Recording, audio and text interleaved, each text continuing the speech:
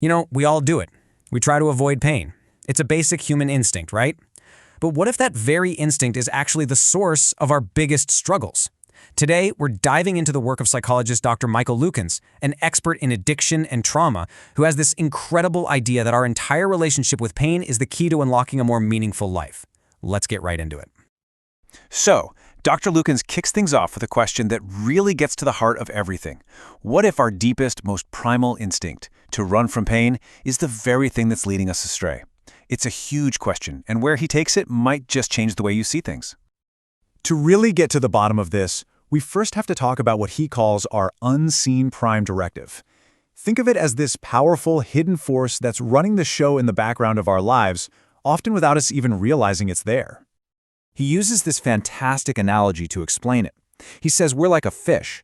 A fish has no idea it's swimming in water. It's just its entire reality. For us, that water is our constant, nonstop drive to escape pain. We are so immersed in it that we don't even see it. It's the background noise of our lives, and it directs almost everything we do.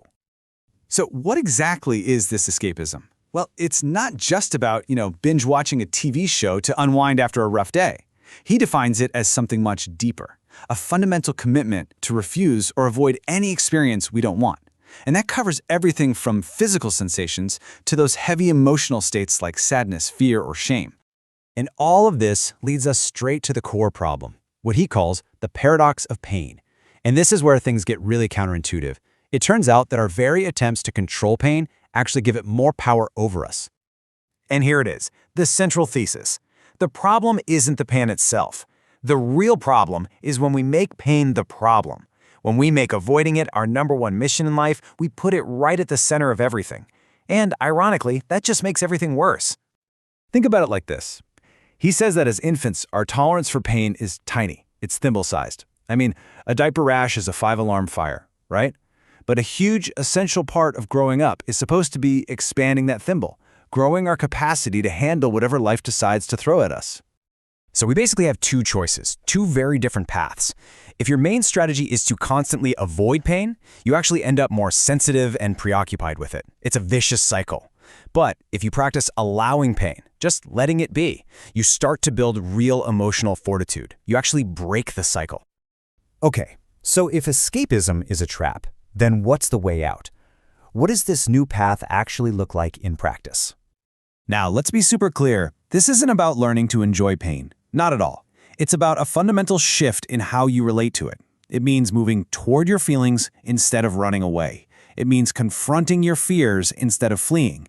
And it means owning your reality, all of it, warts and all.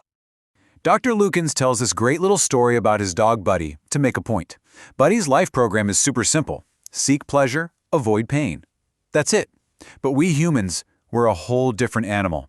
We're aware that we're going to die. We search for meaning. And this complex self-awareness makes our relationship with pain infinitely more complicated. And here, he shares a really powerful personal story. When he was grieving his mother, he had this realization that he didn't want to escape the sadness because that sadness was completely tied up with his love for her. The pain became a meaningful way to honor their connection. As he puts it, it hurts so good. That's a profound shift. So the big question is, how do we actually do this? How do we make this kind of shift? Well, it's not about willpower or just trying harder. It's about something much, much deeper. It's about changing our core programming. To understand this, we need to talk about what Dr. Lukens calls the fundamental operating principle, or FOP for short. The best way to think about it is like the operating system on your phone or your computer.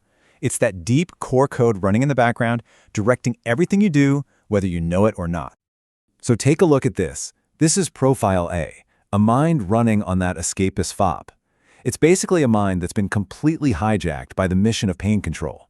All of that precious life energy, your interest, your desire, your joy, it all gets turned inward for one single, exhausting purpose, to suppress and fight off negative feelings.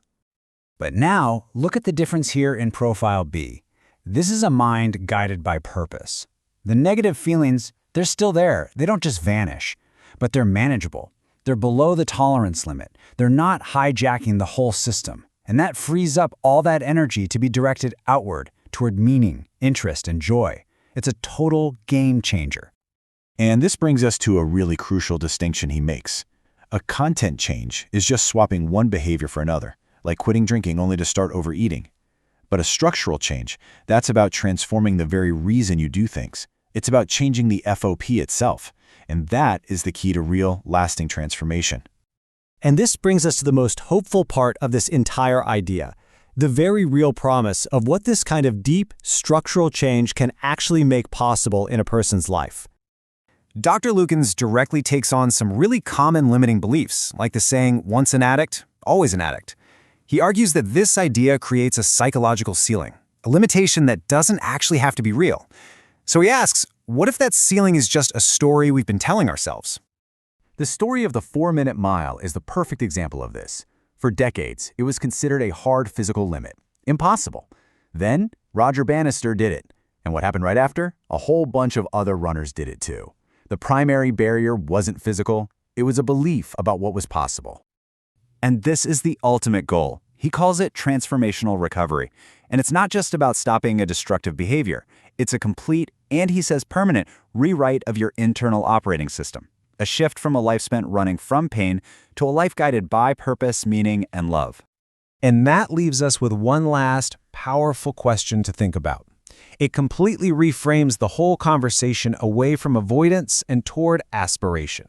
If all the energy you spend running away from pain were suddenly freed up, what would you choose to run toward?